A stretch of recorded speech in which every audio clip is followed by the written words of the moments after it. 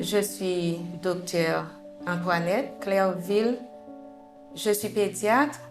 Je vois tous les enfants qui fréquentent l'hôpital et je vois aussi les enfants infectés par la tuberculose et on a pas mal de cas de tuberculose multirésistante aussi chez les enfants.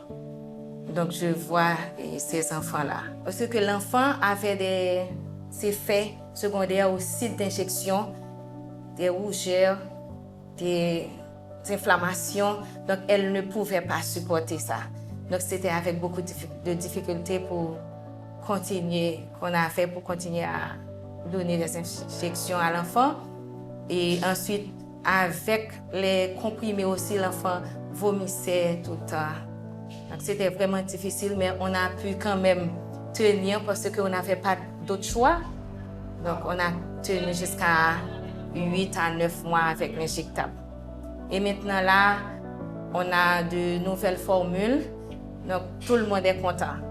On est content, la maman aussi, elle est plus confortable maintenant. On avait beaucoup de difficultés avec le traitement. Donc on vient de voir GFT qui a fait un régime avec un agent injectable. C'était vraiment difficile. Chaque jour, pour piquer, il avait peur de tout le personnel. On était très inconfortable. La maman aussi n'était pas coopérante, donc elle voyait son enfant souffrir avec ces injectables-là. Et ensuite, pour les comprimés, on n'avait que des formes adultes, donc il fallait des fois pulvériser et faire un tas de choses pour pouvoir trouver la dose exacte appropriée à l'enfant. Donc des fois, on est obligé de sous-doser ou bien de surdoser l'enfant à cause de la dose qu'on ne pouvait pas adapter.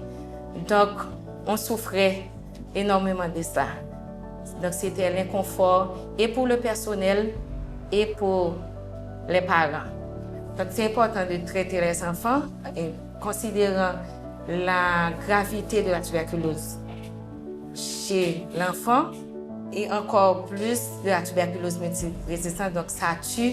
Donc, c'est une urgence de traiter les enfants atteints de tuberculose. Mais on avait, avant d'avoir ces médicaments, on avait beaucoup de difficultés avec le traitement.